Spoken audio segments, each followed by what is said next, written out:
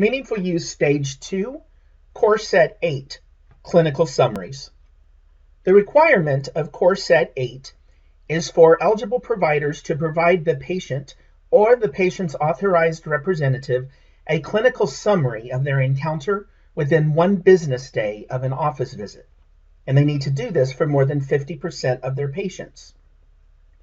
The objective is to ensure that the patients are receiving these summaries of their encounters. Now, at the end of the reporting period, during attestation, the results will be a numerical count of office visits, meaning a numerator and a denominator. The denominator is going to be all office visits during the reporting period.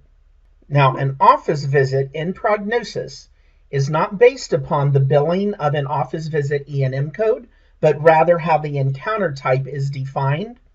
Please be sure to view the MU settings video to learn about the applicable setup required for achieving meaningful use.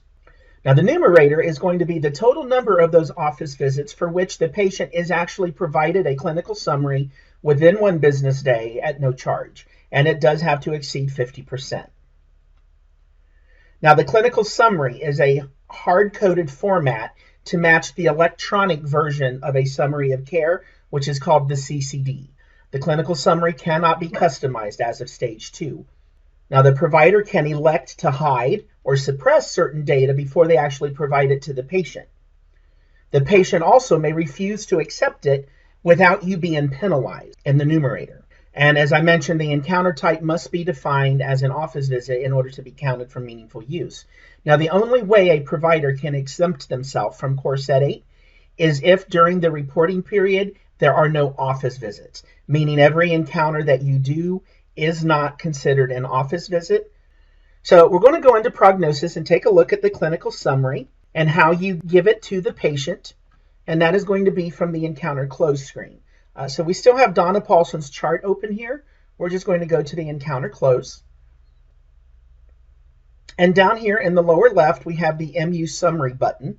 And beside it, we have the option patient declined MU summary. Now, these options are only available for 24 hours past the encounter date of service, because the requirement, as we just said, is within 1 business day of the visit. So you do want to make sure you are doing this as the patient is getting discharged. Now, if the patient declines, you simply click the check mark and save it, and that will count in your numerator, even though you did not actually provide it.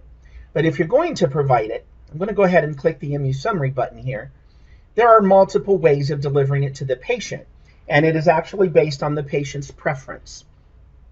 So as we see our action buttons here across the bottom, starting with portal, we can activate the MU summary on the patient's portal so that they can then log in and download it. You can print it and physically hand the tangible piece of paper to your patient, or you can download it. Now, downloading it will allow you to save it to your computer as a password-protected encrypted file that you could then share with your patient, either by burning it to a USB drive or zipping it up and emailing it to their external email. Now, any of these 3 options will give you credit. And once you click the option, it will have a check mark on the label of the button so that you're able to demonstrate for an auditor how you provided it. I mentioned up above, though, one of the bullet points is that you cannot customize the template, but you are able to discretionarily suppress or hide data before you give it to your patient, and that is what the edit button is for. For instance, if I wanted to go in and suppress my problem list before I give the summary to Donna, I can go ahead and select the problem and save it. Now, when I produce my summary for Donna from any of those choices, whether I choose to print it, download it, or put it on the portal, it will be the summary minus her problem list. If there is a need to recreate it without the suppressed data, we do have the recreate button, and that is simply going to restore it to its original state. Now, again, at this point, we can give it to our patient however we want. Printing it, of course, is going to just open up your standard printer dialog and allow you to print it physically to paper and hand it to your patient. I'm going to go ahead and cancel this option, which would still actually give me credit for giving it to the patient, because by the time that dialog opens, it has routed the job to the printer and marks the database. So you'll see that I now have a check mark on print. Now, if I want to download it, I'm going to click the download button, which asks me for a password. This password can be anything you want it to be. You can tell the patient what that password is, so when they get home, they're able to unlock it. Then it's going to prompt you where to save it. And it's saving it automatically into my downloads directory, but I could save it somewhere else if I have a specific directory on my server or on my PC where I want it to be. Now notice that this is an executable file because by password protecting it, it is now encrypted. So even though it is a human readable text file inside, the file you're actually burning to the patient's thumb drive, or to the CD-ROM, or however they've requested that they get it from you, they will double click the executable, and then it will ask them for the password. When they enter the password, then they will be able to view their summary. But the easiest option, to be quite honest, is the portal. This allows you to save the cost of paper and ink cartridge, plus it puts the responsibility on the patient. So by clicking the portal button, it will activate a link on the patient portal that the patient is able to then log in and view at their leisure.